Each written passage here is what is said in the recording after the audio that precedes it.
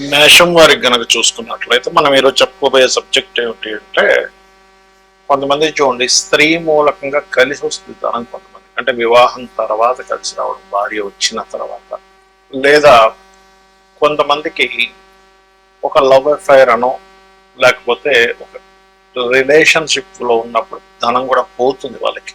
కొంతమంది illegal relationship డబ్బులు పోగొట్టుకుంటారు. అలాగే ఇంకొంతమందికి ధనము ఒక్కొక్క మార్గం ద్వారా అంటే వాళ్ళ రిలేషన్స్ లో తండ్రి ద్వారా కావచ్చు, అత్తయ్య ద్వారా కావచ్చు, లేకపోతే అమ్మ ద్వారా కావచ్చు, స్త్రీ అంటే మదర్ కూడా వస్తుంది కాబట్టి మదర్ ద్వారా కావచ్చు, వీళ్ళ ద్వారా కూడా ధనయోగం ఉంటుంది. అసలు మీ యొక్క లగ్నానికి, లగ్నం తెలిస్తే లగ్నం చూసుకోండి, లగ్నం తెలియదు అనుకునేవారు రాసి సెకండ్ ఆప్షన్గా మనం చూసుకోవచ్చు. అసలు ఎటువంటి కాంబినేషన్స్ ఉంటే మీకు వీటి ద్వారా ధనము వస్తుంది లేదా వీటి ద్వారా ధనం పోగొట్టుకుంటారు అనే విషయం ఇప్పుడు మనం తెలుసుకుందాం. అయితే వీడియో ఎండింగ్ వరకు చూడండి. పర్టికులర్గా కొన్ని కాంబినేషన్స్ ఖచ్చితంగా పనిచేసే కొన్ని చెప్తాను, దానికి రెమెడీస్ కూడా చెప్తాను. కాబట్టి వీడియో ఎండింగ్ వరకు చూడండి. అయితే ఈ యొక్క విషయాలు చెప్తుంది నేనైనప్పటికీ చెప్పిస్తుంది సాక్షాత్ లలిత అమ్మవారిగా భావిస్తూ ఆ లలితాంబిక అమ్మవారి యొక్క అనుగ్రహం మీకు పరిపూర్ణంగా కలగాలని మనస్ఫూర్తిగా కోరుకుంటూ, ఇక్కడ మేషంలో జన్మించారు. ఉదాహరణకి మీరు మేషానికి ఇన్బిల్ట్ యోగం ఉన్నటువంటిది ఏమిటి అంటే సప్తమ ద్వితీయాధిపతి ఒక్కరే. అంటే వివాహ కారకుడు, భార్యాకారకుడు లేదా భర్త కారకుడు శుక్రుడే అవుతాడు అక్కడ.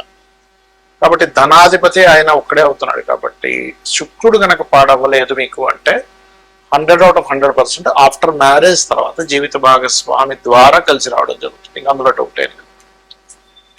అయితే ఇక్కడ కొంతమందికి మనం చూస్తూ ఉంటాం సొసైటీలో, కొంతమంది కులుకుంటూ ఉంటారు. అదేంటంటే మనం అందరం గర్ల్ ఫ్రెండ్ ఖర్చు పెడుతుంటే ఆ గర్ల్ ఫ్రెండ్ ఇతనికి ఖర్చు పెడుతుంది ఏమిటి, లేదా అందరికి బాయ్ ఫ్రెండ్ ఖర్చు పెడతా ఉంటే ఈయన ఇవి ఇట్లా వైస్ వర్స్ జరుగుతుంది. డిఫరెంట్గా కొన్నిసార్లు కొన్ని కేసెస్లో 90% ఒక రకంగా ఉంటే 5 to 10% డిఫరెంట్గా జరుగుతుంటాయి.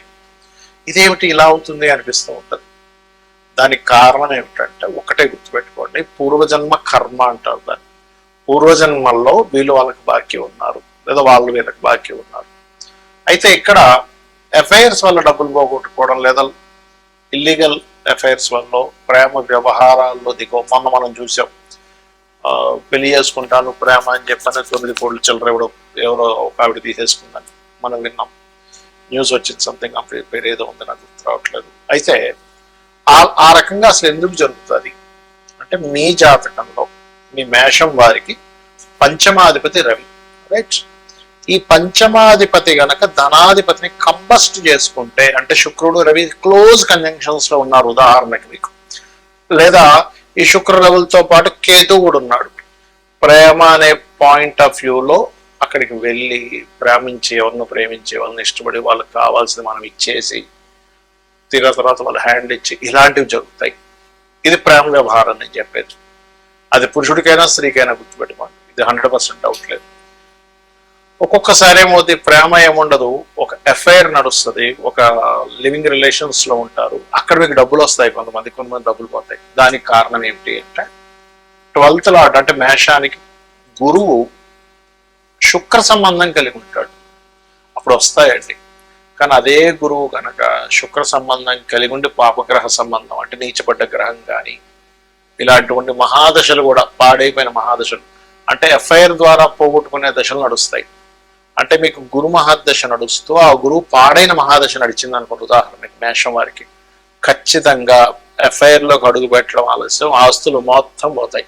ఇది నేను కల్లారా కొన్ని వేల జాతకాలు చూసి చెప్తున్నానండి. ఎందుకంటే కొన్ని విషయాలు మనం టచ్ చేయకపోతే మంచిది, కొన్ని విషయాల్లో మనం ఎంటర్ అయితే మంచిదని చాలా స్పష్టంగా జ్యోతిష్ శాస్త్రం చెప్తుంది.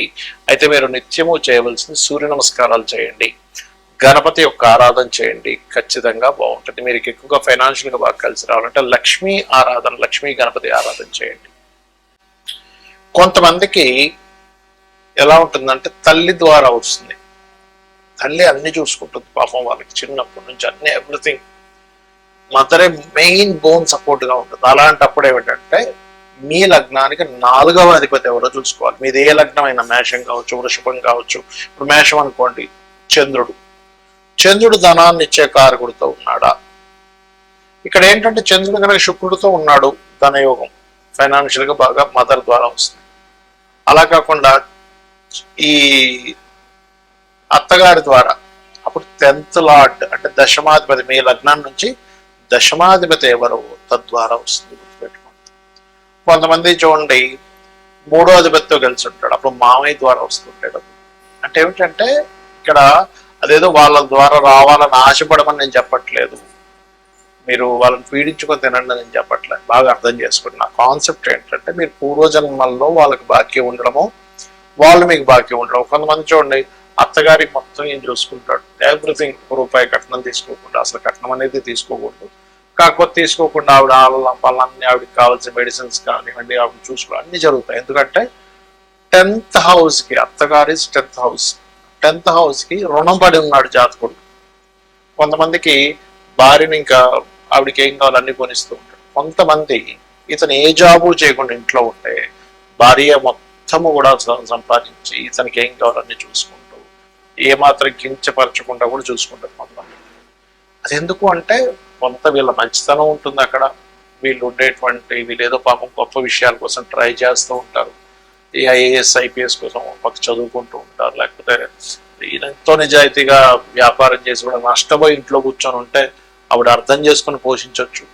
బట్ ఇక్కడ ఏంటంటే ఏదైనా కావచ్చు కారణం అక్కడ.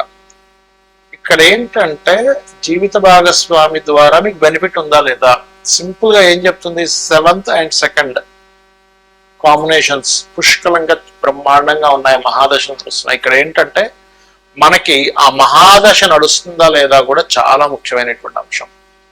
మహాదశ నడవలేదు మీకు వేస్ట్, అది ఎప్పుడో 70 ఏళ్ళకు వస్తుంది. ఏం చేసుకుంటాం 70 ఏళ్ళకి వస్తే? అప్పుడు ఏదో ఇంట్లో కూర్చొని ఉంటే ఎవడు పెడుతూ ఉంటాడు. అలా కాకుండా కొంతమందికి చూడండి భార్య లేదా భర్త ఆ యొక్క బిజినెస్ లో ఎంటర్ అయితే డబ్బులు వస్తాయి, అప్పుడు కూడా సప్తమం ధనయోగాన్ని ఇస్తుంటుంది. చాలా మంది ఏం చేస్తారు, పార్ట్నర్షిప్ అనగా వద్దనేస్తారు. వద్దన్నాం కాదు, జాతక చక్రంలో ఏముందో చూడాలి, పార్ట్నర్షిప్ ద్వారానే కలిసి వచ్చే ఉంటాయి. నేను ఒక జాతకం చూసినప్పుడు అతనికి ఏంటంటే జాతకం చూస్తే అసలు ఏమీ అస్సలు అంటే అసలు బాగాలేదు, ఏంటి అసలు ఏమి బాగా ఉంటుంది, మీరు ఏదైనా కొంచెం మీరు సొంతంగా కాకుండా పార్ట్నర్షిప్ ఏమైనా చేయండి అంటే ఆయన ఒకటే మాట అన్నాడు, సార్ నేను పార్ట్నర్షిప్ చేసినప్పటి నుంచి నా లైఫ్ బాగుందండి అన్నాడు. ఎందుకంటే అతనికి పార్ట్నర్ ద్వారా ధనయోగం ఉంది. ఒక లారీతో ప్రారంభించాడు ఆయన, ఒక్క లారీతో ఇంట్లో ఉండే కొంచెం బంగారం తీసుకెళ్ళేదో లారీ కొన్నాడు, ఆయనతో పాటు ఇంకొక ఆయన కలిసి కొన్నాడు, 10 లారీలు అయిపోయి కూర్చున్న దగ్గర లక్షలు వచ్చిపోతుంది. అంటే ఏమిటి, అది పార్ట్నర్ ద్వారా ధనయోగం ఉంటే జీవిత భాగస్వామిని పార్ట్నర్ చేసుకోవచ్చు, బయట పార్ట్నర్స్ ద్వారా కూడా ధనయోగం వస్తుంది. అంటే ఇక్కడ మీరు అర్థం చేసుకోవాల్సిన విషయం ఏంటంటే ధనము ఏ రూపంలో ఉందో, ఒక స్త్రీ మూలకంగా ఉందా శుక్రుడు ఇస్తాడు, ప్రేమ మూలకంగా ఉందా పంచమం, ఒక్కోసారి పంచమం ప్రేమనే కాదు సంతానం కలిగిన తర్వాత కూడా డబ్బులు వస్తాయి, గుర్తుపెట్టుకోండి. అంటే మీకు ఆ పర్సన్ పర్టికులర్ గా ఒక మనిషితో యోగం ఉన్నప్పుడు ఆ పర్టికులర్ జీవుడు అక్కడే జన్మిస్తాడు, గుర్తుపెట్టుకోండి. ఆ సర్కిల్లోనే జన్మిస్తాడు, అక్కడ ఉండే దాంట్లోనే జన్మిస్తాడు, ఆ పర్టికులర్ స్కూల్కే వెళ్తాడు, ఆ పర్టికులర్ కాలేజీకే వెళ్తాడు, ఆ పర్టికులర్ జాబ్కే వెళ్తాడు, అక్కడ ఎవరో పరిచయం అవుతారు, లేదా ఆ పర్టికులర్ మనిషినే పెళ్లి చేసుకుంటాడు. బికాస్ ఆఫ్ దాన్నే యోగము అంటుంది జ్యోతిషాస్త్రం. యోగం అది ఇబ్బంది పెట్టేదైనా యోగమే అంటుంది, మంచిదైనా యోగం ఉంటుంది. ఎందుకంటుందంటే ఇబ్బంది పెట్టేదైనా యోగం ఎందుకు అవుతుందంటే ఇబ్బంది పడుతున్నావు నువ్వు, కానీ కర్మని తొలగించేసుకుంటున్నావు. సో కర్మ తొలగిపోవడం కూడా యోగమే కదా, మంచి కూడా యోగమే. ఎందుకంటే నీ కర్మని అనుభవిస్తున్నావు, రావాల్సిందని అనుభవిస్తున్నావు, నీ కర్మను తొలగించుకుంటున్నావు, కాబట్టి 2 యోగాలే. అయితే ఇక్కడ చాలా మందికి ఏమండి మాకు పార్ట్నర్స్ ద్వారా లేకపోతే ఎవరి ద్వారా రావాలనుకుంటున్నాం అనే ఒక చిన్న ఆశ ఉంటుంది. అప్పుడు ఏ గ్రహం ద్వారా అయితే పాడై మీరు ఇబ్బంది పడుతున్నారు ఆ గ్రహానికి దానం ఇచ్చుకోవాలి. అంటే ఉదాహరణకి రవి ద్వారా కంపోస్ట్ అయింది, గోధుమలు దానంగా ఇప్పుడు సూర్య నమస్కారాలు చేసుకోవడం.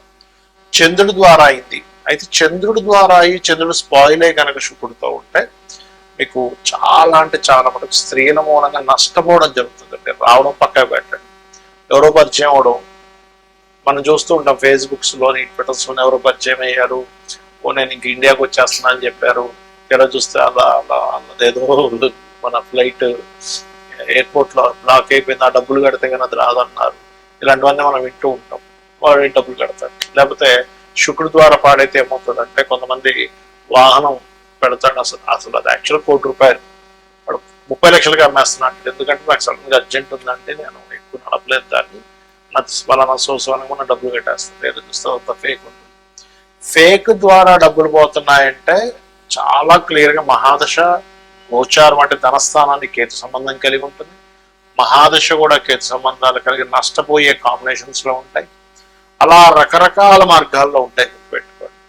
కాబట్టి మీరు ఒకటే గుర్తుపెట్టుకోవాలి, ఒక రిలేషన్లోకి వెళ్ళేటప్పుడు అది లవ్వా, లేకపోతే రకరకాల రిలేషన్సా, లేకపోతే జీవిత భాగస్వామా, వాళ్ళతో మీరు ఏదైనా మనీ రిలేటెడ్ సంబంధించిన లావాదేవీలు నడిపేటప్పుడు ఆ లావాదేవీ ద్వారా మీకు నష్టం ఉందా లాభం ఉందా, ఇది ముఖ్యంగా తెలుసుకోవాలి. శ్రీమాత్రే నమః.